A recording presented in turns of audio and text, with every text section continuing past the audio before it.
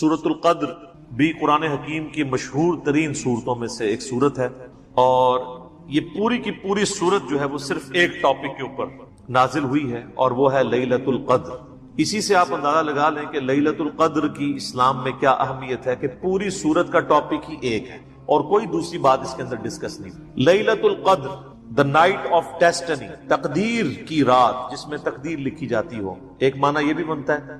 دوسرا معنی عزت اور تکریم والی رات۔ صحیح بخاری اور مسلم کی متفق علیہ حدیث ہے کہ اللہ کے محبوب صلی اللہ علیہ وآلہ وسلم نے فرمایا، جس شخص نے ایمان اور احتساب کے ساتھ یعنی ثواب کی نیت کے ساتھ اصلاح نفس کے لیے لیلۃ القدر کا قیام کیا تو اللہ تعالیٰ اس کے پچھلے سارے گناہوں کو معاف فرما دے گا۔ اور صحیح بخاری اور مسلم میں دونوں میں یہ حدیث موجود ہے کہ اللہ کے محبوب صلی اللہ علیہ وآلہ وسلم نے فرمایا کہ لیلۃ القدر کو رمضان مبارک کے مہینے کی آخری عشرے کی طاق راتوں میں یعنی 21ویں، 23ویں، 25ویں، 27ویں اور 29ویں راتوں میں تلاش کرو۔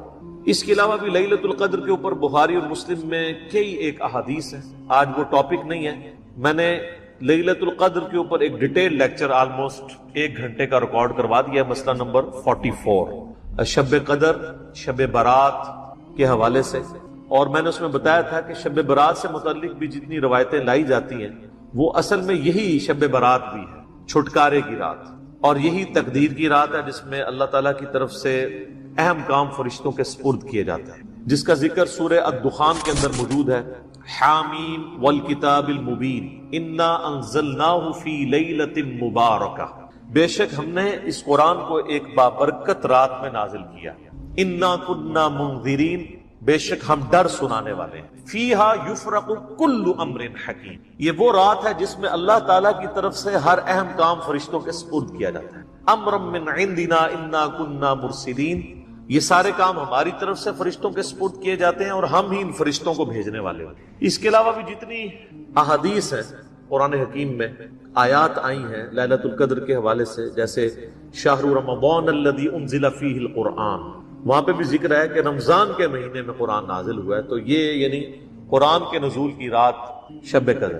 پھر صحیح مسلم میں حدیث ہے کہ نبی صلی اللہ علیہ وآلہ وسلم ہر پیر کا روزہ رکھا کرتے تھے۔ پوچھا گیا کیوں رکھتے ہیں؟ فرمایا اس دن میں پیدا ہوا اور اسی دن مجھ پہ پہلی دفعہ وحی نازل ہوئی، یعنی قرآن حکیم پیر کے دن نازل ہوا، رمضان کے مہینے میں نازل ہوا، جس رات میں نازل ہوا وہ لیلۃ القدر کی رات ہے۔ نبی صلی اللہ علیہ وآلہ وسلم کی پیدائش بھی سوموار کی رات ہوئی ہے، اور اسلام میں رات جو ہے وہ کہتے ہیں یعنی اتوار کی مغرب سے لے کے سوموار کے فجر کا وقت داخل ہونے سے پہلے اس کو سوموار کی رات کہتے ہیں۔ رات پہلے آتی ہے، دن بعد میں۔ اس لیے آپ دیکھیں کہ رمضان شروع ہوتا ہے تو ہم چاند نظر آتا ہے، روزہ تو اگلے دن ہوتا ہے، لیکن قیام اللیل ہم اسی دفعہ ہی کر لیتے ہیں۔ اس کی وجہ یہ کہ وہ رمضان شروع ہو چکا ہوتا ہے، اور جب رمضان کی آخری رات آتی ہے تو چاند نظر آتا ہے تو آپ تراویح نہیں پڑھتے کیونکہ شوال کا مہینہ شروع ہو چکا ہوتا ہے۔ تو لیلۃ القدر اللہ تعالیٰ کی طرف سے ایک ایسی رات ہے جس میں اللہ تعالیٰ اہم کام جو ہے وہ پورے سال کے کام فرشتوں کے سپرد کر، کس کے لیے کتنا رزق لکھا جانا ہے، کس کی موت اس دفعہ ہونی ہے، کون سی نئی روحیں جو ہیں وہ جسموں کے ساتھ اس دنیا میں آنے والی ہیں، یہ ساری ڈیٹیلز جو ہیں وہ فرشتوں کے حوالے کی جاتی ہیں اس ایک رات میں۔ یہ پورے سال کا ایک پلان ہے اللہ تعالیٰ کی طرف۔ 1000 سال کا پلان بھی ہے جو سورہ السجدہ میں آتا ہے، وہ 1000 سال کا پلان بھی ہوتا ہے اللہ تعالیٰ کا۔ پھر اللہ تعالیٰ کی طرف سے ویکلی پلان بھی ایک ہوتا ہے جو بخاری مسلم میں حدیث ہے، صحیح مسلم کے اندر حدیث ہے کہ نبی صلی اللہ علیہ وآلہ وسلم نے فرمایا کہ ہر پیر اور جمعرات کو اللہ کے حضور نامہ اعمال پیش ہو، یہ ویکلی پلان ہے۔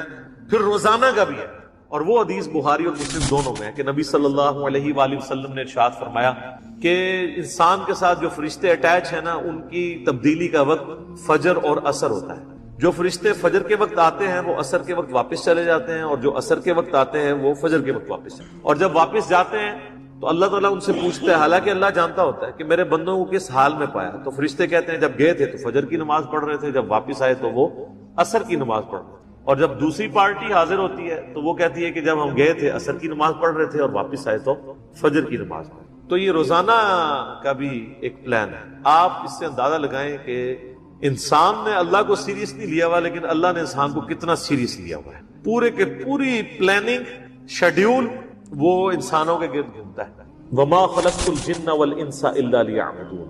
ہم نے جنوں اور انسانوں کو نہیں پیدا کیا مگر صرف اس لیے کہ وہ ہماری عبادت کریں. ہمیں ماننا کافی نہیں ہے، ہماری عبادت بھی کریں. اور عبادت کہتے ہیں ٹوٹل اوبیڈینس.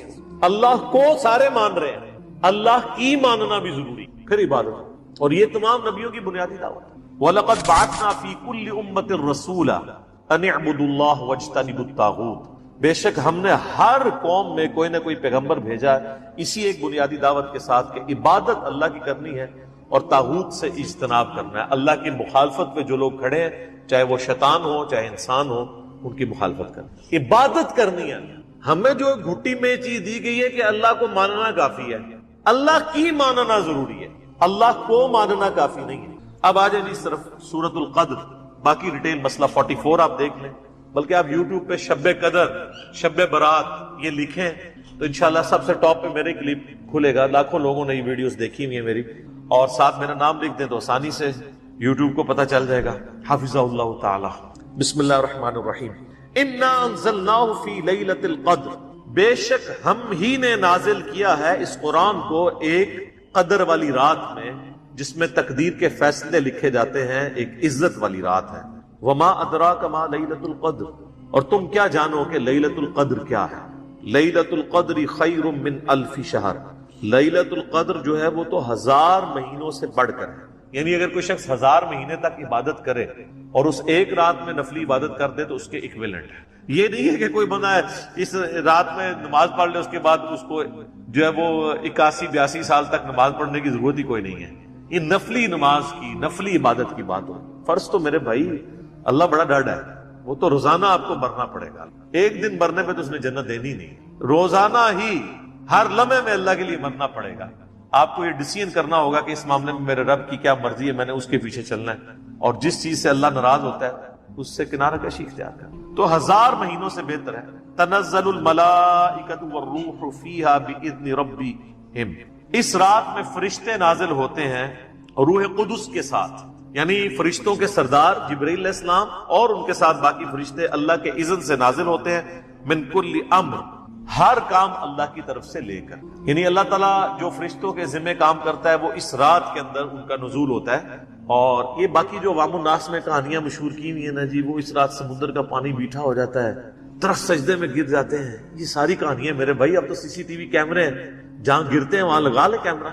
آپ کے بزرگ کہانیاں کراتے رہے، ساری کہانیاں پکڑ. اب وہ جب ہم کہانیاں پکڑتے ہیں نا، وہ کہتے ہیں بزرگوں کی توہین کرتے ہیں. بھائی بزرگوں نے اپنی توہین خود کروائی ہے نہ، وہ اتنی لمبی لمبی چھوڑ کے جاتے ہیں کہ وہ پکڑی جاتی. اب فرشتوں ان کا درختوں کا سجدے میں گرنا تو ایک فزیکل فینومینا ہے نا. چلے فرشتوں کا آنا ایک روحانی فینومینا ہے، وہ تو آپ کیمرے میں کیچ نہیں کر سکتے. لیکن یہ کہنا کہ جی وہ اس رات سجدے میں درخت گر جاتے ہیں تو یہ فزیکل فینومینا ہے. تو CCTV کیمرے پوری دنیا میں لگے ہوئے ہیں، کہاں درخت سجدے میں گرتے ہیں؟ ایسا نہیں ہوتا. وہ جس سمندر کا پانی میٹھا ہو جاتا ہے، اس سے سمندر کا پانی کوئی میٹھا نہیں ہوتا. کراچی والوں سے پوچھ لیں. اور اگر آپ کو یقین نہیں آتا تو لیلۃ القدر اگر اتنی آسان ہے تلاش کرنی آپ کے لیے تو آپ جا کے 10 دن کے لیے وہاں پہ اعتکاف کر لیں. سمندر کے کنارے مسلمانوں کو اعتکاف کرنا چاہیے تو روزانہ چیک ہو جائے. مغرب کے وقت ہی جب سمندر کا پانی میٹھا ہو تو وہ پورے ملک میں اناؤنسمنٹ ہو جائے اور ہماری روحت لال کمیٹی کے چیئرمین TV پہ آگے کہہ دیں کہ ہاں جی کراچی کا پانی میٹھا ہو چکا ہے. تمام اہل وطن سے گزارش ہے کہ آج لیلۃ القدر ہے، اس کو فالو کریں. تو یہ ان لوگوں نے کہانیاں لکھی اور دین کا بہت زیادہ نقصان کیا. اللہ کا شکر ہے کہ یہ سچائی کی آواز اس پلیٹ فارم سے بلند ہوئی ہے کہ لوگ بے دین ہونے سے بچ گئے. ادروائز یہ جو دین ان لوگوں نے پیش کیا تھا ان درمیانے بزرگوں نے، پرانے بزرگوں نے نہیں نا. پرانے بزرگ وہ ہیں جن کی یہ کتابیں ہیں. درمیانے بزرگ وہ ہیں جو آج سے 500 سال پہلے، 800 سال پہلے، 1000 سال پہلے گزرے. اسلام کو تو نبی الاسلام کے ذریعے طاقت ملے ہوئے 1400 سال ہو چکے ہیں. ویسے تو اسلام حضرت آدم کے زمانے سے. یہ سارے درمیانے بزرگ.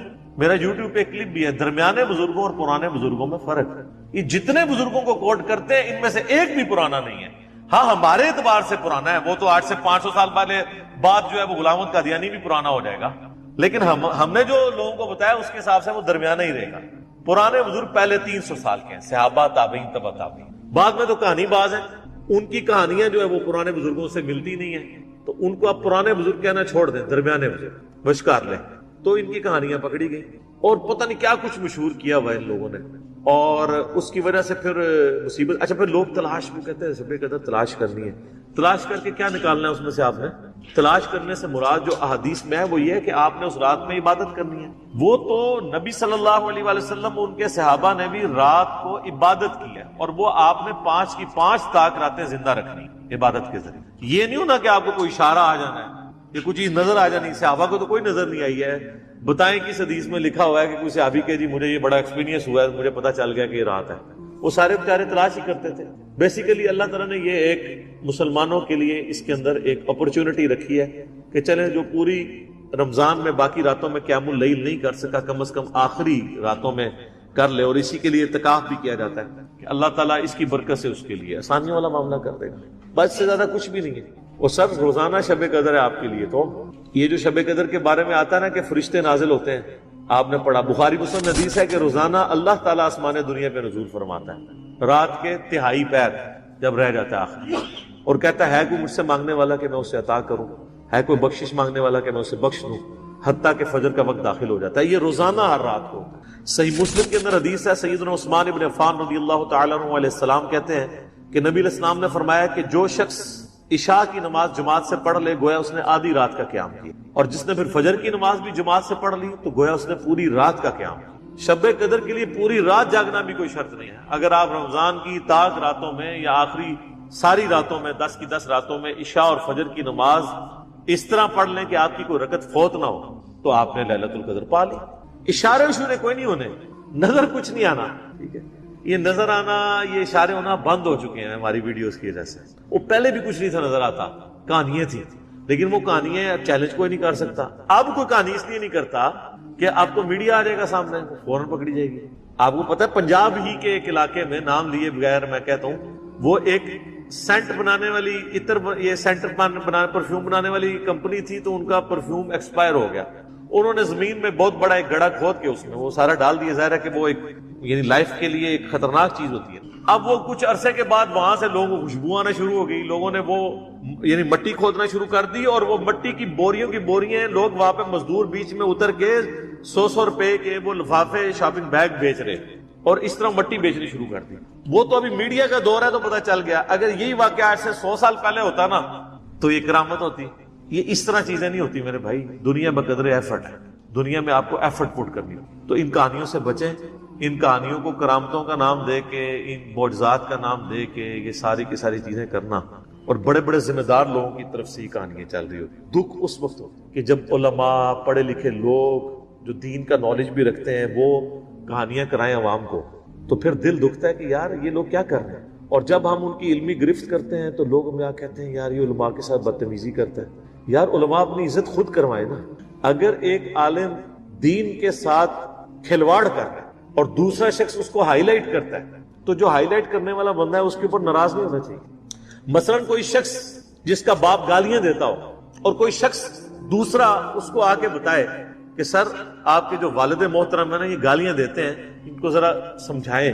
بعض اوقات محلے کی عورتیں بھی گزر رہی ہوتی ہیں، اگرچہ وہ آپ کو ہی گالیاں نکال رہے ہوتے ہیں لیکن باقیوں کا بھی ذرا خیال رکھ لیں، اور وہ آگے سے کہہ دی تم میرے ابا جی کی توہین کر رہے ہو، ابا جی نے توہین خود کروائی ہے، کیوں گالیاں نکالتے ہیں؟ اب پاکستان میں ایک بہت بڑی شخصیت ہے، یعنی میں دلی طور پہ ان کی بڑی قدر کرتا ہوں، اور جب ان پہ قاتلانہ حملہ ہوا تھا تو سب سے پہلے میری ویڈیو سامنے آئی تھی۔ اپنے ان کے فرقے کے لوگوں کی تو آنی تھی نا، دوسروں کو توفیق نہیں ہونی تھی۔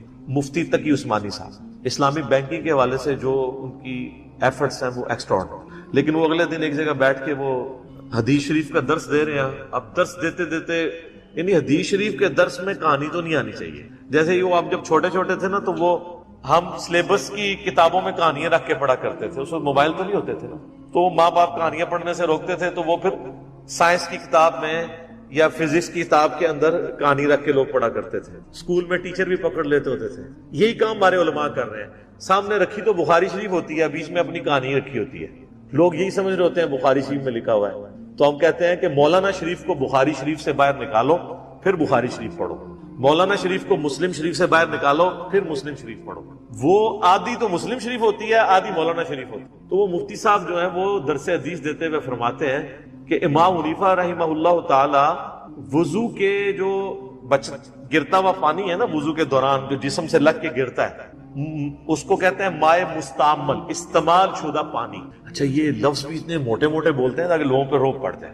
ماں کہتے ہیں پانی کو، مستعمل استعمال شدہ، تو مائع مستعمل کو وہ ناپاک خیال کرتے تھے امام حنیفہ، اور وہ اس کی دلیل وہ دیتے ہیں، حالانکہ مائع مستعمل سے بچنا ہی امپاسبل ہے۔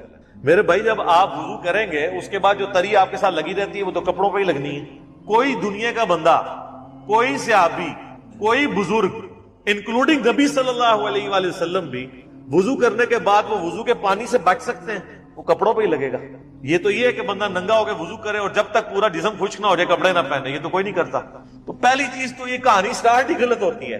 وہ کہتے ہیں مائع مستعمل کو ناپاک سمجھتے تھے، اور آگے ریزن دیتے ہیں وہ کہ ہوتا یہ تھا کہ امام حنیفہ رحمہ اللہ کشف کے ذریعے اللہ ان کو یہ دکھا دیتا تھا کہ کوئی شخص وضو کر رہا ہوتا تھا، تو چونکہ بخاری مسلم میں حدیث ہے کہ جب کوئی وضو کرے تو وضو کے ساتھ اس کے گناہ بھی دھلتے ہیں، تو وہ گناہ دھلتے ہوئے دیکھ لیتے تھے۔ اب ان کو چونکہ گناہ دھلتے ہوئے نظر آتے تھے اس پانی کے اندر، تو اس لیے وہ پانی کو ناپاک سمجھتے تھے، حالانکہ پانی کے اندر فزیکلی تو گناہ نہیں داخل ہوا ہوا۔ یہ بھی تو ایک انٹلیکچوئل چیز ہے، انٹلیکچوئل چیز سے ناپاکی کیسے ہو سکتی ہے؟ ایک ذہنی چیز ہے نا، وہ فزیکلی کو گناہ تو وہ جس وقت کر لیا اسی وقت کر لیا۔ تو ہم نے اس کے اوپر کہا، ہمارا معصومانہ سوال ہے کہ کیا نبی صلی اللہ علیہ وآلہ وسلم کو بھی کبھی وضو کے پانی میں گناہ دھلتے ہوئے نظر آئے ہیں؟ کوئی ضعیف روایت دکھا دیں ہمیں، حالانکہ آپ کے پاس تو غیبی خبریں بھی آتی تھی، اللہ تعالیٰ آپ کو عذاب قبر بھی دکھا دیتا تھا، صرف اس لیے تاکہ امت کی اصلاح ہو۔ صحابہ کو بھی نہیں نظر آیا۔ مسلم شریف کی حدیث آپ نے فرمایا میں نے ارادہ کیا میں تمہارے لیے دعا کروں اللہ تمہیں عذاب قبر سنوا دے، لیکن پھر مجھے ڈر ہوا کہ تم مردے دفنانا چھوڑ دو گے۔ صحابہ تو عذاب قبر بھی نہیں دیکھ سکتے، یہ کہتے ہیں بزرگوں کو کشف القبور ہوتا ہے، ہاں نبی کو اللہ دکھا سکتا۔ لیکن یہ اس کیس میں یہ جو معاملہ ہے، بخاری مسلم دونوں میں حدیث ہے، آپ علیہ السلام نے فرمایا تم اپنا مقدمہ میرے پاس لے کے آتے ہو، بسا اوقات تم میں سے کوئی چرب زبان ہوتا ہے اور وہ اپنا مقدمہ اچھے طریقے سے پیش کرتا ہے، حالانکہ وہ ناحق ہوتا ہے، اور میں اس کے حق میں فیصلہ کر دیتا ہوں شواہد کی بنیاد پہ۔ اگر میں بھی تمہارے حق میں فیصلہ کر دوں تو تب بھی تم دوزخ کی آگ اپنے ساتھ لے کے جا رہے ہو، اگرچہ نبی نے تمہارے حق میں فیصلہ کیا، کیونکہ تمہیں تو پتا ہے کہ تم غلط ہو۔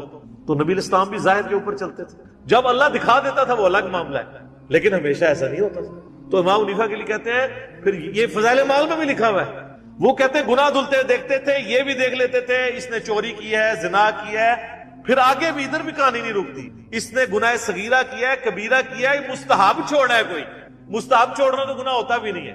پھر انہوں نے اللہ سے دعا کی کہ یا اللہ میری اصلاح یہ چھین لے، تو اللہ نے چھین لی۔ اچھا جب ہم کہتے ہیں یار یہ قدر اللہ نہیں دکھا سکتا، تو سر بریلوی بھی تو یہی کہتے ہیں نا کہ اللہ چاہے تو ہمارے اولیاء مرنے کے بعد مدد نہیں کر سکتے، ادھر ہیں کیوں کرتے ہیں ایسے کر کے؟ وہ بھی تو اللہ کو ہی ڈال رہے ہوتے ہیں بیچ میں، اللہ کو ڈالنے سے ہر چیز حلال ہو جاتی ہے، صرف وہی چیز وَلَا تَقُولُوا عَلَى اللَّهِ إِلَّا الْحَقِّ، اللہ پر کوئی ایسی بات نہ کرو سوائے اس کے جو حق سے ثابت۔ کل کو آپ کہیں گے جی اللہ چاہے تو موسیٰ کو دوزخ میں پھینک دے اور فرعون کو جنت میں لے جائے، تو ہم کیا کہیں گے؟ لعنت اللہ علی الکاذبین لا تبدیل لکلمات اللہ، اللہ کے کلمات نہیں بدل سکتے، ایسا نہیں ہوگا۔ تو اللہ کو ڈال کے کہتے ہیں کرامت ہوگی، یہ کرامت اس طرح نہیں ہوتی۔ بخاری مسلم کی حدیث ہے کہ نبی صلی اللہ علیہ وآلہ وسلم فرمایا اللہ تعالیٰ ایک گنہگار شخص کو قیامت والے دن اپنے قریب کرے گا اور اس کے ساتھ سرگوشی فرمائے گا، اس کو ایک ایک گناہ اس کا یاد کرائے گا، قریب ہے کہ وہ سمجھے گا مارا گیا۔ اللہ فرمائے گا دنیا میں بھی پردہ رکھا تھا نا، آج بھی پردہ رکھا۔ اللہ تو ستار العیوب ہے، اس اللہ پہ جھوٹ باندھ رہے ہیں امام حنیفہ رحمہ اللہ کے ذریعے۔ آپ لوگ امام حنیفہ کو تو بیچاروں کو پتہ بھی نہیں ہوگا، جیسے حضرت عیسیٰ کو پتہ بھی نہیں ہے کہ عیسائیوں نے کیا کیا ان کے ساتھ۔ وہ اللہ جو ستار العیوب ہے، گناہوں کو پہ پردہ ڈالنے والا ہے، وہ امام حنیفہ کو لوگوں کے گناہ دھلتے ہوئے دکھائے گا۔ یہ کرامت ہے، اس کو کرامت آپ کہیں گے؟ یہ تو توہین ہے اللہ کی، اور جھوٹ باندھ رہا ہے نبی صلی اللہ علیہ وآلہ وسلم کی تعلیمات کے اوپر، کرامت کے نام کے اوپر۔ ایسے نہیں ہو سکتا۔ صحیح مسلم میں حدیث ہے جو شخص دنیا میں کسی کے گناہوں پہ پردہ رکھے گا اللہ تعالیٰ قیامت والے دن اس کے گناہوں پہ پردہ رکھے۔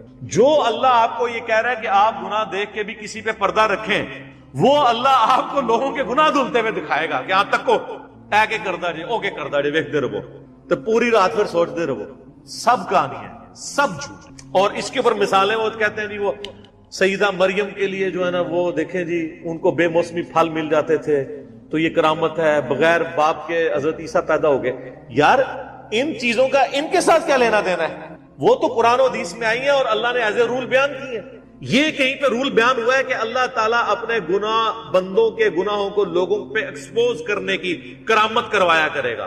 اس کے الٹ باتیں ملتی ہیں تو سب کی سب کہانی ہے. اور اللہ کا شکر ہے کہانیاں پکڑی گئی ہیں.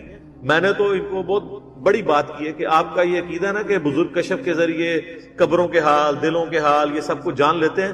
نہ، پرانی بات ہے. میں اپنا میکینیکل انجینئرنگ کا فارمولہ کاغذ پہ لکھ کے دیتا ہوں. دنیا کے مرے ہوئے بزرگ، زندہ بزرگ، قیامت تک آنے والے بزرگ جنہوں نے میکینیکل انجینئرنگ جو ہے نا وہ گورے کی کتابیں پڑھ کے نہیں حاصل کی ہوئی ہے، وہ فارمولہ دیکھ کے پڑھ کے نہیں بتا سکتے. دل کا حال تو بڑی دور کی بات ہے. یہ فارمولے پڑھنے جوگے ہوتے ہیں تو آپ کو ایٹم بم کا فارمولہ دے دیتے ہیں. وہ آئنسٹائن نہیں دیا ہے نا، E=mc². یہ بزرگ جو دلوں کا حال جانتے ہیں اور قبروں کے نیچے دیکھ لیتے ہیں، انہوں نے تیل ہی دریافت کر دیا ہوتا. وہ سر ایڈون نہیں دریافت کیا نا. تیل کیڑے رحمت اللہ علیہ نے کڑیا، تو اے کڑی کس رحمت اللہ علیہ نے بنائی ہے، اور یہ کیمرہ کس رحمت اللہ علیہ نے بنایا ہے. یہ دنیا بقدر ہے. ٹھیک ہو گیا. تو یہ میں نے اس لیے یہاں پہ کلیئر کرنا ضروری سمجھا. سلام ہی حتی مطلع الفجر، یہ جو رات ہے یہ سلامتی کی رات ہے یہاں تک کہ فجر کا وقت داخل ہو جائے. یعنی مغرب کے وقت داخل ہونے سے لے کے فجر کا وقت داخل ہونے تک یہ پوری کی پوری رات لیلۃ القدر سلامتی کی رات ہے اللہ تعالیٰ کی طرف سے. قرآن میں اللہ تعالیٰ نے اہل ایمان کی نشانی بتائی ہے. ربنا اغفر لنا ولاخواننا الذین سبقونا بالایمان. اہل ایمان وہ ہیں جو اپنے سے پہلے لوگ دنیا سے جا چکے ان کے لیے دعائیں مغفرت کرتے ہیں. اور یہ اللہ نے کیسا بندوبست کیا ہے کہ بخاری مسلم میں حدیث ہے کہ ایک مسلمان کے دوسرے مسلمان پہ 5 حق ہیں. ان میں سے ایک یہ ہے کہ جب وہ مر جائے اس کا جنازہ پڑھے، اور جنازے میں ہم مغفرت کی دعا کرتے ہیں، یہ اسے نفع پہنچانا ہے. پھر مسلم شریف میں حدیث ہے جس کے جنازے میں 40 ایسے لوگ شریک ہوں جو شرک نہ کرتے ہوں، اللہ تعالیٰ ان کی شفاعت اس شخص کے حق میں قبول کر لے گا. پھر ابو داؤد میں حدیث ہے جب اپنے بھائی کو دفنا چکو تو اس کی قبر پہ کھڑے ہو کر اس کی قبر کے سوالات کی استقامت کے لیے دعا کرو. پھر صحیح مسلم میں حدیث ہے کہ حضرت عمر بن عاص نے کہا جب میں مر جاؤں تو میری قبر پہ اتنی دیر بیٹھے رہنا جتنی دیر ایک اونٹ کو نہر کر کے اس کا گوشت تقسیم کیا جاتا ہے، یعنی 2 سے 2.5 گھنٹے، تاکہ میں قبر سے مانوس ہوں اور اللہ تعالیٰ کے آئے ہوئے فرشتوں کو جواب دوں. ایک صحابی کہہ رہے ہیں تو ان کا تو یہ عقیدہ تھا کہ اسی قبر میں سوالات ہوتے ہیں اور اس سے فائدہ بھی ہوتا ہے. پھر مسلم شریف میں باقاعدہ حدیث ہے جو آپ نے قبرستان جا کے دعا مانگنی ہے. السلام علیکم اہل الدیار من المؤمنین والمسلمین وانا ان شاء اللہ بکم للاحقون نسأل اللہ لنا ولکم العافیہ. جو یہاں پہ مومنین اور مسلمین دفن ہو تم پر سلام ہو، ان قریب ہم بھی مر کے تمہارے پاس آنے والے ہیں. ہم اپنے لیے اور تمہارے لیے اللہ کے حضور عافیت کا سوال کرتے ہیں. اور پھر جو صدقہ ہے وہ تو پہنچنا ہی پہنچنا ہے. مسلم شریف میں حدیث ہے کہ میت کو سوائے 3 چیزوں کے کسی چیز کا نفع نہیں پہنچتا. نمبر 1 جو اس نے صدقہ جاریہ کیا اپنی زندگی میں، ظاہر ہے اس کا ہے، اس کے مرنے کے بعد بھی جاری ہے. کسی نے کوئی کنواں کھدوا دیا اسے ثواب ملے گا. اسی طریقے سے دوسرا علم کی بات، جس طرح امام بخاری امام مسلم نے کتابیں لکھی ہیں ان کو آج تک ثواب مل رہا ہے. تیسرا نیک اولاد، وہ خود صدقہ جاری ہے، اس کی دعائیں، اس کے اعمال کا آٹومیٹکلی ثواب ماں باپ کو پہنچتا ہے. وہ ماں باپ کی انویسٹمنٹ ہے، ماں باپ زندہ ہو یا مردہ ان کو ثواب ملنا ہی ملنا ہے. بخاری میں سنن نسائی میں حدیث ہے ایک صحابی سعد ابن عبادہ کہتے ہیں کہ میں سفر پہ تھا، میری والدہ فوت ہو گئی، تو میں نے نبی علیہ السلام سے واپسی پہ پوچھا کہ یا رسول اللہ میری والدہ فوت ہوگی، کیا میں ان کی طرف سے اگر صدقہ کروں تو انہیں ثواب ملے گا؟ تو نبی علیہ السلام فرمایا ہاں ملے گا. تو انہوں نے ایک کنواں کھدوایا، اس کنویں کا نام ہی پڑ گیا ام سعد کا کنواں. تو اصال ثواب کی مختلف فارمز ہیں، لیکن یہ قرآن خوانی، یہ بخشنا، یہ والا معاملہ نہیں. اب پھر جناب فقہ احکام مسائل شروع ہو گئے روز روز. یعنی یہ روحانی اپیکس تھا یہ والی آیت، رمضان کا روحانی، یعنی ایک اعمال کا ظاہر ہے اور ایک اس کی روحانی تھی. احل لکم لیلۃ الصیام الرفث الی نسائکم، حلال کر دیا اللہ نے رمضان کی راتوں میں تمہارا اپنی بیویوں کے ساتھ تعلق. ہن لباس لکم، وہ تمہارا لباس ہے، وانتم لباس لہن، اور تم ان کا لباس. علم اللہ انکم کنتم تختانون انفسکم، اللہ خوب جانتا ہے، اللہ نے یہ چیز جانی، آبزرو، یہاں جاننا آبزرو کرنے کے معنوں میں، جانتا تو پہلے سے ہی، اس نے یہ آبزرو کی. کنتم تختانون انفسکم، کہ تم اپنی جانوں میں خیانت کرتے. فتاب علیکم، اس نے تم پر توبہ فرمائی، تمہاری طرف رجوع لے کر آیا. اللہ بھی رجوع لے کر، بندہ بھی لے کر، تم پر نظر شفقت فرمائی، نظر کرم فرمائی. فتاب علیکم وعفا عنکم، اور تمہیں معاف کر دیا. فالآن، تو پس اب آؤ، باشروہن، ان کے ساتھ ازدواجی تعلق قائم کرو. وابتغوا ما كتب اللہ لکم، اور پھر جو اللہ نے تمہاری قسمت میں لکھا ہے وہ اللہ سے طلب کرو، یعنی اولاد. اس تعلق کا مقصد اولاد ہے. اس آیت کے کانٹیکسٹ میں صحیح بخاری میں موجود ہے کہ روزہ تو آپ کا دن کے وقت ہوتا ہے، لیکن صحابہ کرام اجتہاد کر رمضان کے پورے مہینے میں وہ یہ سمجھتے تھے کہ ہمیں آپ اپنی بیویوں سے الگ رہیں، کیونکہ جب پیٹ کی قربانی دی جا رہی ہے، نیند کی قربانی دی جا رہی ہے، تو وہ سمجھتے تھے یہ بھی ایک قربانی ہے، روزے کی حالت میں تو آئی ہے، ظاہر ہے روزہ تو ٹوٹ جائے گا، تو لیکن رات کے وقت تو روزہ نہیں ہوتا، تو وہ یہ سمجھتے تھے کہ نہیں رمضان چونکہ ہے ہی قربانی کا مہینہ ہے تو پھر رات میں نہیں جانا چاہیے، جبکہ بعض صحابہ ایسے تھے وہ کہتے تھے کہ اب تو افطار ہو چکا ہے تو اب لہٰذا اس کے اوپر وہ حکم تو نہیں ہوگا، دن کے وقت تو ظاہر ہے کہ روزہ ٹوٹ جائے گا لیکن اب تو وہ حکم نہیں ہوگا، تو وہ اپنی بیویوں کے ساتھ تعلق بھی قائم کرتے لیکن اندر ان کو گلٹ بھی جو ہے نا کنتم تختانون انفسکم، تم اندر ہی اندر خیانت سمجھ رہے ہوتے کہ کہیں غلطی نہ کر رہے ہو، اور کر رہے اس لیے تھے کہ کوئی واضح حکم بھی نہیں، تو اللہ نے فرمایا کہ واضح حکم نہیں تھا، تم گلٹ بھی فیل کر رہے تھے، لو ہم نے تمہیں ویسے اجازت دے دی ہے اس کی، ٹھیک ہے، تو اللہ تعالیٰ نے یہ بہت بڑی آسانی دی ہے اس امت کے لیے کہ روزے کی ڈیوریشن جو ہے وہ 24 گھنٹے کرنے کی بجائے کر دی دن کے وقت اور رات کے وقت اس تعلق کی اجازت دے دی۔ اب ایک اور فقہی مسئلہ ڈسکس ہو رہا ہے ساتھ میں، وَكُلُوا وَاشْرَبُوا، اور کھاؤ اور پیو، حَتَّى يَتَبَيَّنَ لَكُمُ الْخَيْطُ الْأَبْيَضُ مِنَ الْخَيْطِ الْأَسْوَدِ، یہاں تک کہ جو سفید ڈورا ہے وہ سیاہ ڈورے سے ممتاز ہو جائے، من الفجر، صبح کے وقت، یعنی یہ جو آپ کو پتا ہے نا جب وہ پھوٹتی ہے نا صبح کے وقت، آپ اگر مشرق کی طرف دیکھیں نا تو عشاء کا وقت جب ختم ہوتا ہے نا تو صبح صادق آج کل آلموسٹ ہو رہی ہے وہ 3:50 پہ آلموسٹ، تو 3:50 پہ جو ہے وہ فجر کا وقت داخل ہوتا ہے، تو اگر آپ اونچی جگہ پہ کھڑے ہونا تو آپ کو فجر میں ہلکی سی ایک ٹیوب لائٹ نظر آنا شروع، سفیدی جو افق کے اوپر پھیلی ہوگی، اور وہ ایسی ہوگی کہ آپ کو یعنی رات کا جو سیاہ ڈورا ہے اور جو صبح کا وائٹ ڈورا ہے وہ دونوں علیحدہ سے دو لائنیں نظر آ رہی ہیں، اس ڈورے سے مراد، لیکن اب چونکہ یہ ظاہری الفاظ ہیں تو سیدنا عدی بن حاتم کے بارے میں بخاری مسلم دونوں میں آتا ہے، انہوں نے اپنے سرانے ایک کالا اور سفید دھاگا رکھا ہوا تھا، تو دیکھتے رہتے تھے کہ جب سفید اور کالے کا دونوں کا رنگ لادا لادا نظر آنا شروع ہو گیا نا، بغیر کوئی چیز لائٹ یا کوئی دیا جلائے بغیر، یعنی دین کی روشنی اتنی ہو گئی تو اس وقت تک وہ کھاتے رہتے ہیں۔ نبی علیہ السلام سے بات پوچھی تو آپ نے فرمایا تیرا تکیہ بہت بڑا ہے جس کے نیچے آسمان کے سیاہ اور سفید ڈورے آ جاتے ہیں، اس سے مراد تو آسمان کے سفید اور سیاہ ڈورے۔ اب خیر یہ آج کل تو بہت آسان، اب تو 18 ڈگری کا اینگل ہے ایکٹیو لائٹ کا، وہ کیلکولیٹ آپ کر لیں، اور آپ مزے کی بات دیکھیں صبح صادق سے لے کر سورج نکلنے تک جتنا ٹائم ہوتا ہے نا اس ٹیوب لائٹ کا آستہ آستہ روشنی میں، اتنا ہی غروب سے لے کے عشاء تک ہوتا ہے، تو ریورس ہوتا ہے، اسی لیے جو فجر کا ٹائم ہے نا اتنا ہی ٹائم مغرب کا بھی، یعنی فجر اگر سپوز 3:54 پہ فجر کا وقت داخل ہو رہا ہے اور آلموسٹ جا کے تقریباً کوئی 5:15 کے قریب طلوع آفتاب ہو رہا ہے، 1 گھنٹہ 20 منٹ یا 25 منٹ، تو مغرب سے عشاء کے درمیان جو وقت ہے نا وہ بھی اس دن اتنا ہی ہوتا ہے، کیونکہ وہ ٹیوب لائٹ ریورس ہو جاتا ہے، تو یہ کہا گیا کہ جب تک وہ ممتاز نہ ہو جائے اس وقت تک تم اس کو سحری کرتے رہو، یہ تو ہو گیا سحری کرنا، ثم اتموا الصیام الی اللیل، اس کے بعد اپنے روزے کو مکمل کرو رات ہونے تک۔ اب یہ جو لفظ ہے نا رات، اس کی وجہ سے اہل تشیع کا یہ موقف ہے کہ قرآن تو بالکل واضح کہہ رہا ہے کہ روزہ شام تک نہیں ہے بلکہ رات ہے، اس لیے وہ رات ہونے کو انشور اتنا ہی کرتے ہیں کہ ہمارے 5-7 منٹ بعد کھول لیتے ہیں، یہ نہیں ہے کہ 40 منٹ بعد کھولتے ہیں، تو اگر وہ رات کا منع وہی لینا چاہتے ہیں تو رات کو ان کے روزے کی افطاری کے وقت بھی اگر رات کی صحیح مراد، کیونکہ آپ کو بتایا کہ مغرب کی زانوں سے 30-40 منٹ تک آلموسٹ موجود ہوتی ہے سورج کے شفق کے غائب ہونے کے بعد۔ اس میں میرا یوٹیوب پہ ایک کلپ ہے سنی شیعہ کے افطار کے ٹائم کے، میں نے اس پہ ساری حدیث بیان کی، آلموسٹ آدھے گھنٹے کی وہ ویڈیو ہے، وہ آپ دیکھ لیں۔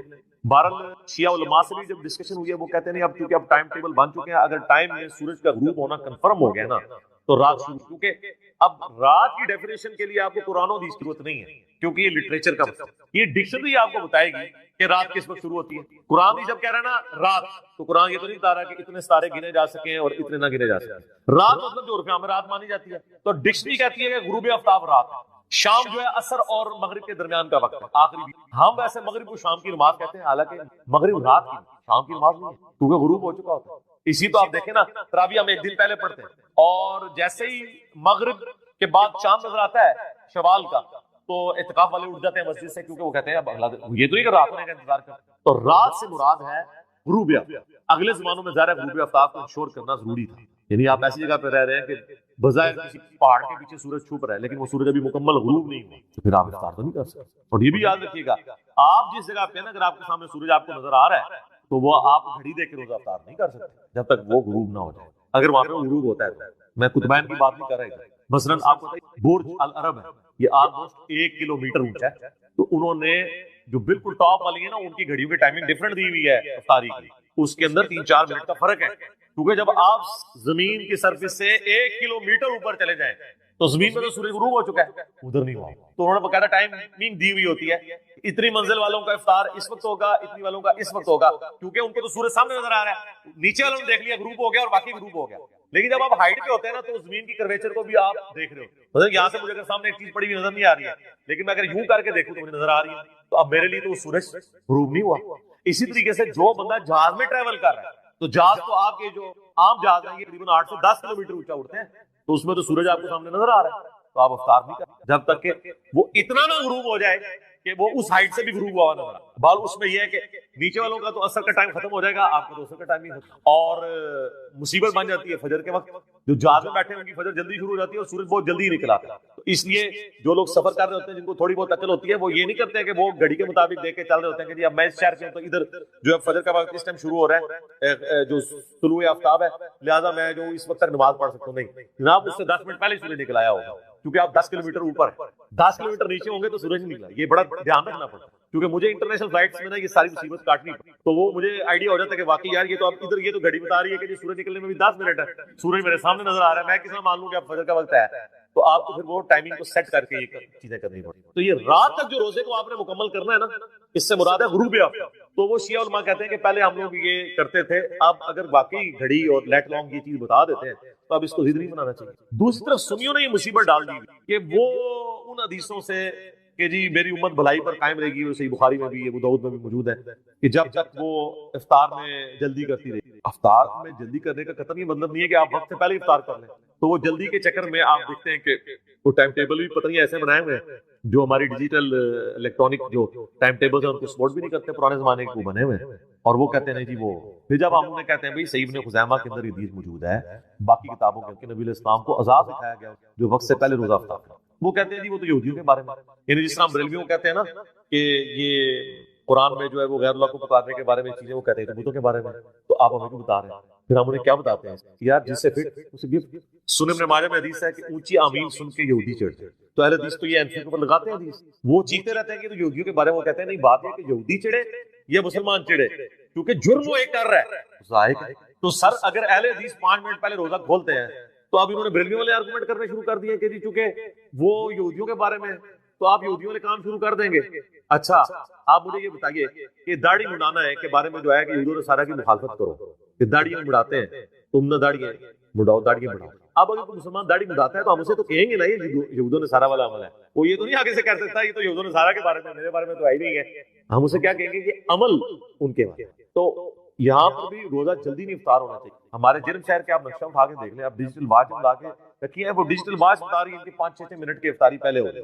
دارالاسلام پبلک دنیا میں اہل حدیث کا سب سے بڑا ادارہ ہے، ان کے آپ ٹائمنگ دیکھیں، نماز کی، غروب آفتاب کی دیکھیں، ان کی ٹائمنگ سے بھی فرق ہے۔ تو بہتر یہ کہ آپ گھڑیوں کو اور مسلم پرو کو، اسلام 360 سلاٹ ٹائم، یا سب سے بہتر ہے گوگل میں لکھیں۔ بعض کا ان کے آپس میں بھی 1-2 3 منٹ کے فرق آ جاتے ہیں، وہ اتنے بڑے فرق نہیں ہوتے ہیں، اس میں آپ احتیاط کریں کہ ساری میں آپ اس کو فالو کریں جو سب سے پہلے ختم سحری بتا، اور افطار میں آپ اس کو فالو کریں جو سب سے آخر میں۔ میں تو الحمدللہ افطاری میں بھی آلموسٹ 5 منٹ کی احتیاط کرتا ہوں، اور ساری میں تو یہ جو ہے نا کہ افطار میں جلدی کرنا، مراد یہ ہے کہ اتنا روزہ لیٹ نہ کر دے کہ وہ 20-25-30 منٹ گزر، وہ ناپسند، تو اتنا تو کوئی بھی نہیں کر رہا ہوتا، تو یہ شیعہ کے اوپر لگا رہے ہوتے ہیں، لیٹ کر رہے ہوتے ہیں۔ شیعہ کدھر ہمارے ٹائمنگ میں آلموسٹ، بلکہ جب سے ہم نے لوگوں کو ایجوکیٹ کیا تو آلموسٹ شیعہ کا سنی کا ٹائمنگ جیسے سنی کو 2-3 منٹ آگے چلے جائیں تو شیعہ 2-3 منٹ پیچھے آ جائیں، درمیان میں کنسیسز کر لیں تو آلموسٹ ٹائم وہی ہے۔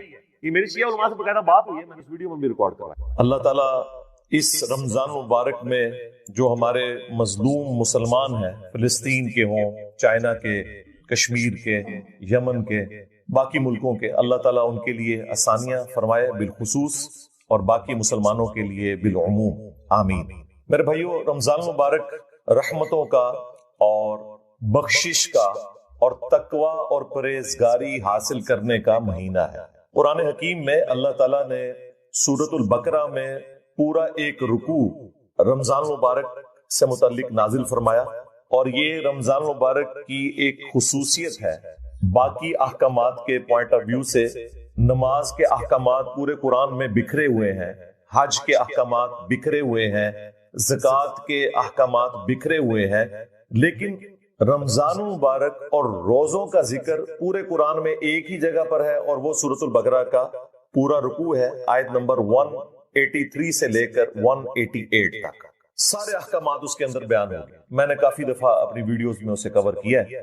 سٹارٹ ہی میں اللہ تعالیٰ نے فرمایا اعوذ باللہ من الشیطان الرجیم بسم اللہ الرحمن الرحیم یا ایہا الذین آمنوا کتب علیکم الصیام، اے اہل ایمان تم پر روزے فرض کیے گئے ہیں، کما کتب علی الذین من قبلکم لعلکم تتقون، جیسا کہ تم سے پہلی امتوں پر بھی فرض کیے گئے تھے تاکہ تم تقوی کی روش اختیار کرو، پرہیزگاری کی روش اختیار کرو.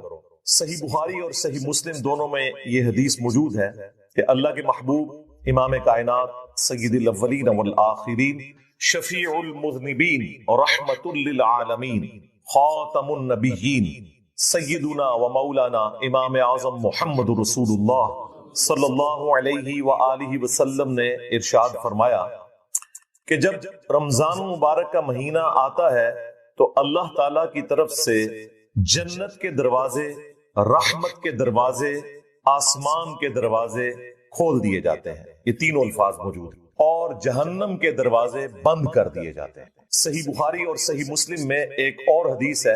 آپ صلی اللہ علیہ وآلہ وسلم نے فرمایا جو کوئی شخص ایمان اور احتساب یعنی ایمان کے ساتھ ساتھ ثواب کی نیت اور پرہیزگاری کی نیت ہو، اپنے آپ کو پیوریفائی کرنے کی نیت، اس کے ساتھ رمضان مبارک کے مہینے کے روزے رکھے تو اللہ تعالیٰ اس کے پچھلے سارے گناہوں کو معاف کر دے. جس نے رمضان المبارک کی راتوں کا قیام کیا، قیام اللیل جسے ہم تراویح بھی کہتے ہیں، تہجد بھی کہتے ہیں، وطر بھی کہتے ہیں، یہ چاروں ایک ہی نماز کے مختلف نام ہیں، تو اللہ تعالیٰ اس کے پچھلے سارے گناہوں کو معاف کر دے. اور جس نے شب قدر کا قیام کیا جو رمضان مبارک کے آخری عشرے کی طاق راتوں میں آتی ہے 5 میں، تو اللہ تعالیٰ اس کے بھی سارے سابقہ گناہوں کو معاف فرما دے.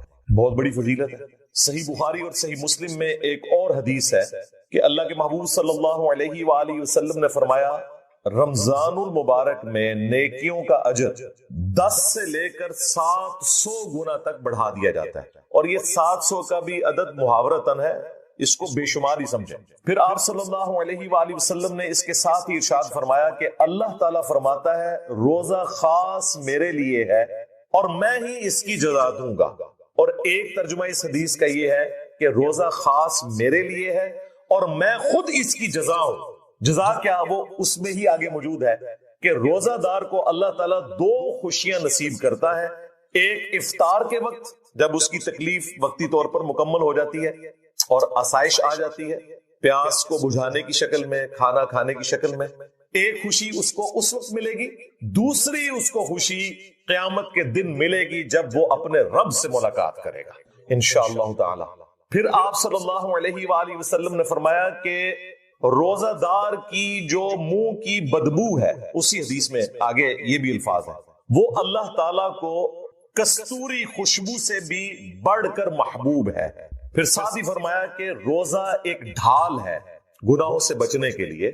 جب تم روزے کی حالت میں ہو تو بے حیائی اور فحش گوئی سے پرہیز کرو، اور اگر کوئی تم سے جھگڑا کرنا شروع کرے تو تم اسے کہہ دیا کرو کہ میں روزے سے، بس اتنا کہہ دیا کرو.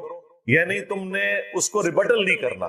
اس کے لیے بھی ایک خاموش میسج ہے کہ وہ بھی شرم کرے کہ ایک روزہ دار کو تنگ نہ کرے. اس کے علاوہ وہ بڑی مشہور حدیث ہے جو آپ اکثر جمعے کے خطبات میں سنتے رہتے ہیں، جامعہ ترمذی میں اور المستدرک للحاکم میں صحیح سند کے ساتھ ہے. اللہ کے محبوب صلی اللہ علیہ وآلہ وسلم مسجد میں تشریف لائے. آپ نے اپنے مبارک منبر کی سیڑھی پر قدم رکھا اور فرمایا آمین. فرمایا تو ہمارے پوائنٹ آف ویو سے، ورنہ یہ کہنا چاہیے عرض کیا آمین، کیونکہ اللہ کے حضور کہہ رہے تھے نا وہ. دوسری سیڑھی پر پھر فرمایا آمین، تیسری پر پھر آمین. صحابہ کرام نے کہا یا رسول اللہ آج آپ نے ایسا عمل کیا ہے جو ہم نے آپ کو پہلے کرتے ہوئے نہیں دیکھا. کیونکہ اس زمانے میں علم غیب نہیں ہوتا تھا، صرف نبیوں کو علم غیب دیا جاتا ہے. قرآن میں واضح فتویٰ ہے وَمَا كَانَ اللَّهُ لِيُطْلِعَكُمْ عَلَى الْغَيْبِ، اللہ کی یہ شان نہیں کہ ہر کسی کو غیب پر اطلاع دے. وَلَكِنَّ اللَّهَ يَجْتَبِي مِن رُّسُلِهِ مَن يَشَاءُ، بلکہ اللہ اپنے رسولوں میں سے جنہیں چاہتا ہے چن لیتا ہے. اور تمہارا کام ہے رسولوں کی خبروں پر ایمان لاؤ.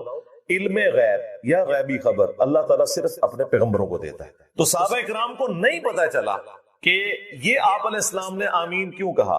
اس سے اگلی بات جب آپ نے فرمایا کہ میرے پاس جبرائیل علیہ السلام آئے تھے، صحابہ کو نہیں نظر آئے، اور انہوں نے آ کر عرض کی کہ اے اللہ کے رسول آپ نے میری دعا کے اوپر مہر لگانی ہے۔ اللہ تعالیٰ فرماتا ہے کہ برباد ہو جائے وہ شخص جس کے سامنے آپ کا ذکر ہو اور وہ آپ پر درود نہ پڑے۔ اللہم صلی علی محمد وعلی آل محمد۔ اسی حدیث کے کانٹیکسٹ میں امام ترمذی نے نقل کیا باقاعدہ کہ ایک مجلس میں ایک دفعہ درود شریف پڑھ لینا کافی ہے۔ ویسے تو ہر دفعہ پڑھے اچھی بات ہے، ورنہ ایک مجلس میں ایک دفعہ پڑھ لیا تو آپ اس وعید سے بچ گئے۔ اور قبر پہ آپ ہاتھ اٹھا کے بھی دعا کر سکتے ہیں۔ صحیح مسلم میں اوپر تلے کئی احادیث ہیں کہ نبی علیہ السلام اکثر بقیع غرقد رات کے وقت چلے جاتے تھے اور ہاتھ اٹھا کے ان کے لیے دعائیں مغفرت کرتے تھے۔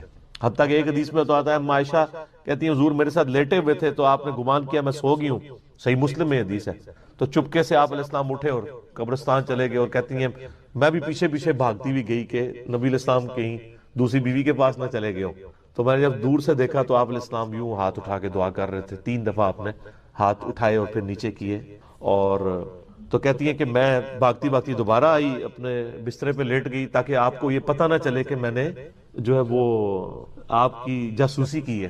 تو کہتی ہیں لیکن میں ظاہر چونکہ بھاگتی بھی آئی تھی تو میرا پیٹ پھولا ہوا تھا، سانس پھولا ہوا تھا۔ نبی علیہ السلام واپس آئے اور آپ نے فرمایا کہ عائشہ تم نے گمان کیا کہ اللہ اور اس کا رسول تمہارے ساتھ خیانت کریں گے؟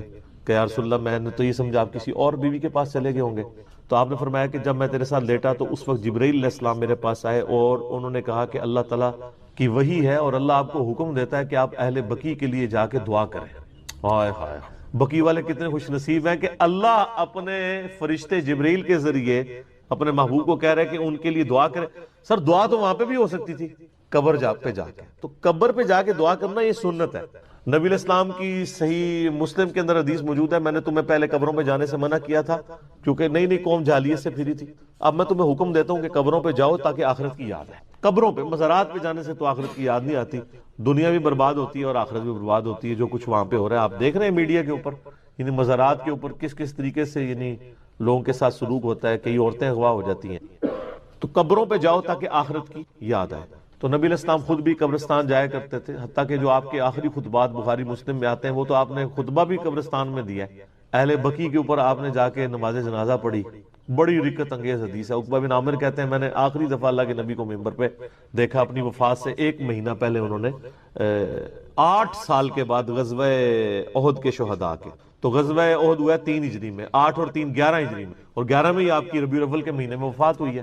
تاریخ تو کنفرم نہیں لیکن مہینہ کنفرم ہے۔ تو عقبہ بن عامر کہتے ہیں نبی علیہ السلام نے فرمایا کہ اللہ کی قسم میں، یہ بخاری مسلم دونوں میں حدیث ہے، میں نے کربلا والے ریسرچ پیپر میں ڈالی ہے کہ میں اس وقت بھی اپنا حوض کوثر دیکھ رہا ہوں، اللہ تعالیٰ نے آپ کے سامنے سے پردے ہٹا دیے، اور فرمایا یہ میرا اس وقت جو ممبر ہے یہ حوض کوثر پہ لگا ہوا ہے، میں تمہارا پیش رو ہوں، یعنی میں آگے آگے جاؤں گا تم نے میرے پیچھے آنا ہے، اور میں تمہاری وہاں پر گواہی دوں گا، یعنی جو اہل ایمان تھے۔ فرمایا مجھے اپنے بعد یہ خطرہ نہیں کہ تم شرک کرنے لگو، لیکن مجھے یہ ڈر ہے کہ تم میرے بعد دنیا کی محبت میں پڑ جاؤ گے، اور اس کے بعد پھر تم دنیا کی محبت میں ایک دوسرے کو قتل کرو گے، اور پھر تم بھی اسی طریقے سے تباہ و برباد کر دیے جاؤ گے جس طرح اگلی قومیں۔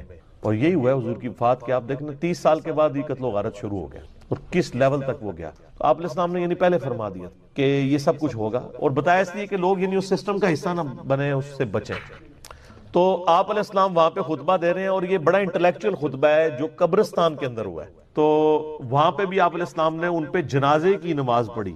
تو اس سے یہ پتہ چلا کہ آپ قبرستان جا کے دوبارہ سے جنازہ بھی پڑھ سکتے ہیں۔ اکثر لوگوں کو یہ شک پڑ جاتا ہے کہ جی وہ رشتہ داروں کے پریشر کی وجہ سے بعض اوقات جنازہ کسی ایسے مولوی سے پڑھاتے ہیں جنہیں مغرور آیا ہوتا ہے، پھر ہم سے لوگ رابطہ کر رہے ہوتے ہیں کہ جی کیا کریں، جنازے کا مزہ ہی نہیں آیا، تو ہم انہیں کہتے ہیں جا کے قبرستان دوبارہ جنازہ پڑھ لیں۔ آپ کسی کی والدہ فوت ہوئی، کسی کا والد فوت ہوا، کسی کا بھائی فوت ہوا، تو قبرستان جائیں، قبر کو سامنے رکھ کے قبلہ رخ ہو جائیں آپ، اور جنازہ قبرستان پہ جا کے دوبارہ پڑھیں، نبی علیہ السلام سے ثابت ہے، اور اس میں آپ دعائیں مانگیں تسلی سے۔ آپ بے شک 15 منٹ کا جنازہ پڑھیں، وہاں نہیں آپ کو کوئی کہے گا جی سر جلدی کرو ٹائم ہو گیا، تو ایسے بھی کیا جا سکتا ہے، بعد میں جا کے جنازہ بھی پڑھ سکتے ہیں، دعا بھی کر سکتے ہیں، اس سے ثابت ہے۔ حتیٰ کہ بخاری مسلم دونوں میں حدیث ہے بڑی رکت انگیز کہ ایک عورت تھی جو مسجد نبوی کی صفائی کیا کرتی تھی، حبشی عورت تھی۔ 1 دن 2 دن 3 دن گزرے، آپ نے فرمایا 2-3 دن سے مجھے نظر نہیں آ رہی صفائی کرتے ہوئے۔ صحابہ نے کہا تو فوت ہو گئی ہے، اور ہم نے آپ کے آرام میں خلل سمجھتے ہوئے رات کے وقت فوت ہوئی تھی تو ہم نے اس کو جنازہ پڑھ کے دفنا دیا۔ آپ فرمایا مجھے کیوں نہیں بتایا؟ ہائے ہائے حریص علیکم بالمؤمنین رؤوف الرحیم صلی اللہ علیہ وآلہ وسلم. فرمایا مجھے اس کی قبر پہ لے جاؤ. صحابہ کرام قبر پہ لے گئے. وہاں جا کے آپ نے نماز جنازہ دوبارہ پڑھی، حالانکہ جنازہ پہلے ہو چکا تھا. اور پھر آپ جب واپس پلٹے تو آپ نے فرمایا کہ یہ قبریں اندھیروں میں ڈوبی ہوئی تھی، اللہ نے میرا جنازہ پڑھنے کی برکت سے ان قبروں کو نور سے بھر دیا. سبحان اللہ. لیکن اس کا ایک بڑا تلخ پہلو ہے کہ نبی الاسلام کے مبارک زمانے میں بھی ایسے لوگ تھے کہ جن کی قبریں اندھیرے میں ڈوبی ہوئی تھیں، اور ظاہر وہ مسلمان ہی تھے. کافر کی قبر میں تو نبی کے جنازہ پڑھنے سے نور تو نہیں جا سکتا، کیونکہ سورہ توبہ کے اندر ہے کہ آپ 70 دفعہ بھی دعا کریں ہم ان کو نہیں بخشیں گے، کیونکہ اللہ تعالیٰ نے شرک تو نہیں معاف کرنا. اس کا مطلب وہ مسلمانوں کی قبریں تھیں. تو آج کے مسلمان کس چکر میں بیٹھے ہوئے ہیں، کچھ بھی ہیں تیرے محبوب کی امت سے ہیں. بڑا خطرناک معاملہ ہے. یہ بھی رزلٹ نکلتا ہے. دوسرا یہ بھی رزلٹ نکلتا ہے کہ نبی الاسلام قبر میں حاضر و ناظر نہیں ہوتے ہیں، ورنہ آپ تو جب آپ کو بتایا کہ فوت ہوگی تو آپ فرماتے ہیں ہاں مجھے پتا چلا ہے، میں 3 دن پہلے اس کی قبر میں گیا تھا، میرے بارے میں سوال ہوا تھا. تو آپ علیہ السلام کو تو نہیں پتا تھا. تو یہ من گھڑت عقیدے لوگوں نے بنائے ہوئے. قبر میں سوال ہوتا ہے لیکن کوئی تصویر نہیں دکھائی جاتی، اس میں کوئی الفاظ ہی نہیں ایسے. تو بہرحال یہ قبرستان جا کے دعا کرنا، مردوں کے لیے دعا کرنا، یہ نبی الاسلام نے اس کو مشروع کیا ہے. اور اس میں باقاعدہ اللہ تعالیٰ نے جمعے کی فرضیت کا ذکر کیا ہے. اعوذ باللہ من الشیطان الرجیم، بسم اللہ الرحمن الرحیم. یا ایھا الذین آمنوا اذا نودی للصلاۃ من یوم الجمعہ، اے ایمان والو جب ندا دی جائے، اذان دی جائے جمعے کے لیے، اس کی نماز کے لیے، جمعے کے دن، فاسعوا الی ذکر اللہ، تو جلدی سے لپکو اللہ کے ذکر کی طرف، وذروا البیع، اور تجارت چھوڑ دو، ذالکم خیر لکم ان کنتم تعلمون، اسی میں تمہاری خیریت ہے اگر تم جانتے ہوتے. فاذا قضیت الصلاۃ، ہاں جب نماز پڑھ چکو، فانتشروا فی الارض وابتغوا من فضل اللہ، اس کے بعد تم زمین میں پھیل سکتے ہو اور اللہ کے فضل کو تلاش کرو. یعنی صرف جمعے کے اس ٹائم پیریڈ کے لیے آپ نے کاروبار زندگی کو ترک کرنا ہے. وَاذْكُرُوا اللَّهَ كَثِيرًا لَعَلَّكُمْ تُفْلِحُونَ، اور اللہ کو بہت کثرت سے یاد کرو تاکہ تم فلاح پا جاؤ. تو جمعے کی فرضیت قرآن میں آئی ہے، اس سے آپ اس کی اہمیت کا اندازہ لگا سکتے ہیں. باقی جتنی نمازوں کا ذکر ہے وہ جنرل ہے ان کی فرضیت کے اعتبار سے، یا ایون سورۃ النور کے اندر صلاۃ الفجر اور عشاء اور ظہر کا ذکر آیا ہے تو وہ پردے کے اعتبار سے آیا ہے. فرضیت کا جہاں تک ذکر ہے نا اسپیسیفکلی، وہ جمعے کی نماز، اسی لیے اس کی سب سے زیادہ امپورٹنس. اور جمعے کی بھی نماز کی امپورٹنس نہیں ہے، جمعے کی اس ایکٹیویٹی کی امپورٹنس ہے. نماز تو اللہ تعالیٰ نے اس دن ویسے ہی کم کر دی ہے، 4 کی بجائے 2 فرض کر دی. خطبے کی امپورٹنس ہے، اور یہ مسلمانوں کی ایک ویکلی پولیٹیکل گیدرنگ ہے، اور سالانہ پولیٹیکل گیدرنگ مسلمانوں کی عید کی نمازیں، اور انٹرنیشنل گیدرنگ سالانہ جو ہے وہ حج کی گیدرنگ. یہ یعنی جمعے کے خطبے اس لیے نہیں ہے کہ یہاں پہ آپ نے لوگوں کو یعنی نکاح، طلاق اور استنجے کا طریقہ، یہ ساری چیزیں بتانی ہیں، اصل میں پولیٹیکل ایشوز کو ایڈریس کرنے کے لیے، تاکہ لوگ ایک پیج کے اوپر آئیں. اسی لیے جمعے کی گیدرنگ ایک شہر میں ایک سے زیادہ ہونی بھی نہیں چاہیے. یہ تو آج کل ایک چندے کے چکر میں اتنی جامع مسجد بن گئی ہیں، ادروائز اصولاً دیکھا جائے تو ایک شہر میں ایک جامع مسجد ہوگی. ایران میں آپ چلے جائیں، تہران میں ایک جگہ جمعہ ہوتا ہے اور 15 سے 20 لاکھ لوگ ایک جگہ جمعہ پڑھ رہے ہوتے ہیں، اور ایران کا پریزیڈنٹ جمعے کا خطبہ دیتا ہے. یہاں پہ بھی ہمارے پرائم منسٹر کو فیصل مسجد میں خطبہ دینا چاہیے. تو آپ دیکھیں پھر کس طریقے سے قوم ایک جگہ جمع ہوتی ہے. ہم تو ایک قوم بھی نہیں اسی وجہ سے. بہرحال یہ الگ سے ایک ٹاپک ہے. جمعے کی فرضیت کے اعتبار سے سورۃ الجمعہ کافی ہے. بخاری اور مسلم دونوں میں حدیث ہے، نبی صلی اللہ علیہ وآلہ وسلم نے فرمایا کہ اگرچہ ہم سب سے آخر میں آئے ہیں لیکن قیامت والے دن ہم سب سے سبقت لے جائیں گے، یہود و نصارہ سے بھی. پھر نبی الاسلام نے اس کی ریزن بتائی کہ اللہ تعالیٰ نے جمعے کا دن یہودیوں پر پیش کیا، انہوں نے اس کی قدر نہیں کی، انہوں نے ہفتے کا دن اپنے لیے چوز کر لیا. پھر نصارہ پہ پیش کیا، انہوں نے اس کی قدر نہیں کی، اور اتوار کا دن انہوں نے چوز کر. پھر اللہ نے ہماری رہنمائی کر دی جمعے کے دن کے لیے. اچھا، نبی الاسلام نے اس کو اللہ کی طرف منسوخ کی کہ اللہ نے ہمارے لیے رہنمائی مقرر کر دی کہ ہم جمعے کی طرف متوجہ ہوئے. اور پھر نبی صلی اللہ علیہ وآلہ وسلم فرمایا کہ قیامت والے دن، یعنی اس جمعے کے دن کے تحفے کو ایکسپٹ کرنے کی وجہ سے قیامت والے دن ہم سبقت لے جائیں گے. سب سے پہلے جنت میں جانے والے نبی صلی اللہ علیہ وآلہ وسلم کے امتی ہوں گے انشاءاللہ تعالی. اللہم اجعلنا منہم، آمین. صحیح مسلم میں ایک حدیث ہے کہ نبی صلی اللہ علیہ وآلہ وسلم نے فرمایا کہ جمعے کا دن باقی تمام دنوں کا سردار ہے.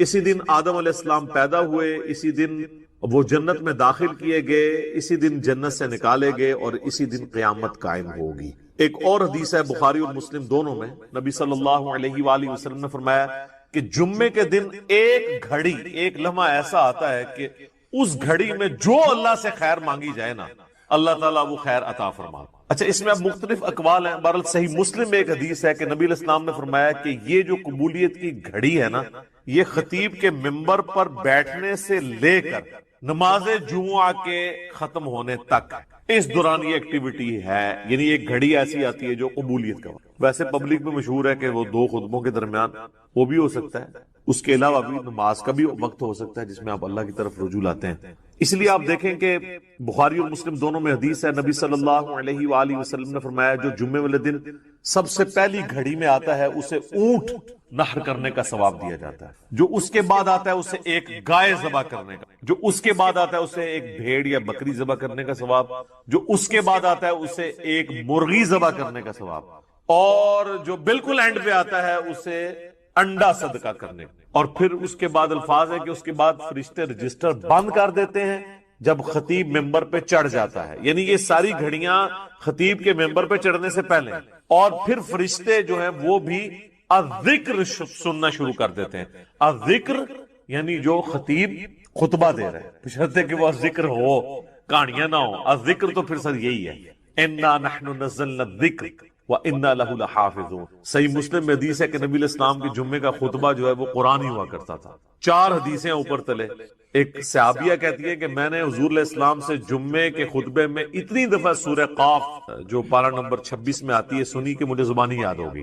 اب ہر جمعے میں وہ ظاہر تذکیر والی صورت ہے تو وہ الذکر سننا شروع کر دے، اور پھر اس کے بعد جو آتا ہے نا، پھر اسے نارمل صرف نماز کا ثواب ملتا ہے، جو ایکسٹرا آرڈنری ثواب ہے نا جمعے کا وہ ختم ہو جاتا ہے۔ اچھا، اسی حدیث میں الفاظ ہیں کہ جو پہلی گھڑی میں آئے اس کے لیے ثواب، پھر اس میں نبی علیہ السلام نے یہ بھی فرمایا کہ پھر جتنا مقدر ہو تم نماز ادا کرو، یعنی جمعے سے پہلے آپ 2 4 6 8 10 جتنی مرضی نفلی رکعتیں پڑھ سکتے۔ اچھا، اس میں ایک حدیث ضعیف بھی پیش کی جاتی ہے ابو داؤد کی کہ جمعے والے دن مکروہ وقت کوئی نہیں ہوتا، وہ روایتی کمزور ہے، اس کا تو آپ نے بہرحال خیال رکھنا ہوگا۔ وہ جو 5-7 منٹ ہوتے ہیں جب سورج اپنے ٹریک میں بالکل سینٹر میں ہوتا ہے، جسے آپ زوال کہتے ہیں، وہ زوال نہیں ہوتا، وہ ضحبہ کبریٰ ہوتا ہے۔ زوال آفتاب تو کہتے ہیں آپ ظہر کے وقت شروع ہونے کو، سورج گرنا شروع ہو جائے مغرب کی طرف، سینٹر سے ذرا سا ہٹے گا تو مکروہ وقت ختم ہو جائے گا۔ ایگزیکٹ سینٹر میں آپ سمجھ لیں وہ جو 5-7 منٹ ہیں وہ مکروہ وقت ہے، اس سے پہلے بھی آپ نفلی نماز پڑھ سکتے ہیں، اس کے بعد بھی ایگزیکٹ اس وقت نہیں پڑھ سکتے، تو جتنی مقدر ہو پڑھو۔